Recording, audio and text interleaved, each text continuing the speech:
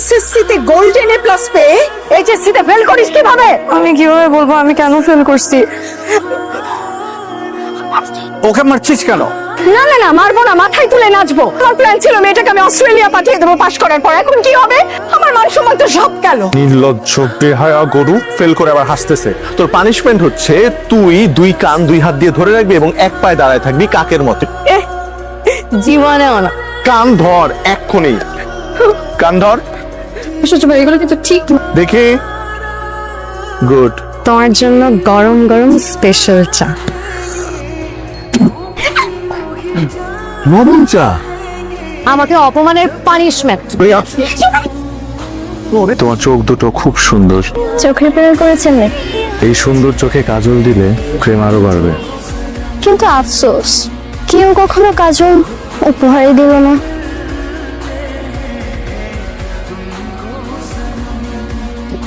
আজ আমার target day. এত সুন্দরভাবে চোখে কাজল দিব, যদি তোমার হৃদয় বলে কিছু থেকে থাকে বলতে বাধ্য হবে সত্যি সত্যি আমি একটা কাজল চোখের মেয়ে।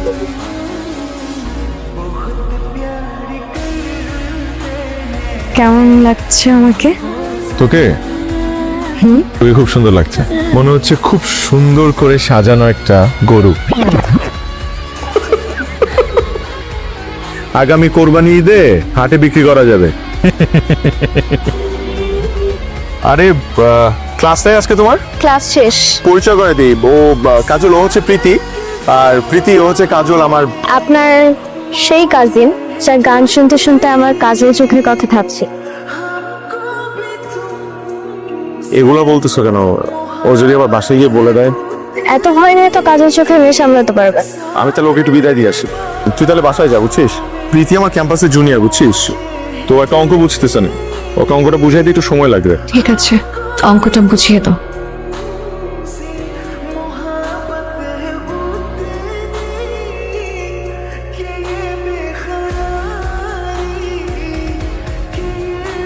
হ্যালো, প্রীতি মেয়েটাকে তোকে বলবো কেন? তুমি বলবা না? না, বলবো না। তুমি আমার গান শুনে শুনে ওই মেয়েকে নিয়ে কল্পনা করো, তাই না? তার মানে প্রীতি তোমার কাজল চোখের মেয়ে। তার মানে আপনি বলতে চাইছেন শুভ্র ভাইয়ের ক্যারেক্টার একটু লুজ? একটু না আপু, পুরোটাই লুজ। শুভ্র ভাইয়া আপনার চোখে প্রেমে পড়েছে, তাই না? হ্যাঁ বলেছে, আপনার চোখে কাজল দিলে তাকে আরো সুন্দর লাগবে। হ্যাঁ বলেছে তো। তাহলে অবশ্যই আপনাকে ওই কবিতাটাও শুনিয়েছে, শোনো কাজল চোখের মেয়ে। কিভাবে বলছেন আপনি এসব? সব তো মিলে যাচ্ছে, কারণ সে সবার সাথে একইভাবে প্রেম করে। কি করব আপু বলেন? হবু জামাই বলে কথা, ছাড়তেও পারি না সইতেও পারি।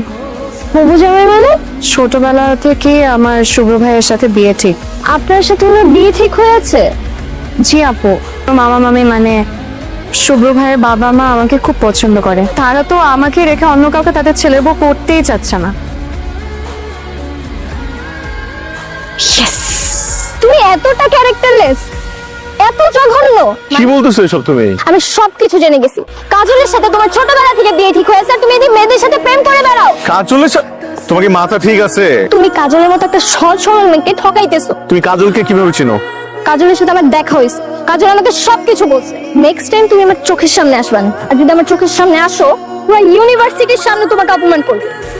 তোর হাতে সময় আধা ঘন্টা, আধা ঘন্টার মধ্যে তুই আমার সাথে এসে দেখা করবি। ভয় পেলে চলবে না, আমাকে বলতেই হবে আমি তাকে ভালোবাসি। প্রীতিকে কি বলছিস? কথা বলিস না কেন? আমি তোমাকে ভালোবাসি। কি? সেই ছোটবেলা থেকে আমি তোমাকে ভালোবাসি, তাই অন্য কেউ তোমার জীবনে আসবে এটা আমি কোনোদিন হতে দিব না। আর কখনো যদি তোর মুখে এ ধরনের কথা শুনি তাহলে আমি তোকে মেরেই ফেলবো। তবুও আমি বলবো আমি তোমাকে ভালোবাসি। আসলে দোষটা আমার, আমি তোকে প্রশ্রয় দিয়ে মাথায় তুলে ফেলছি। আমি তো চেহারা কোনোদিন দেখতে চাই না। যা এখান থেকে, যা।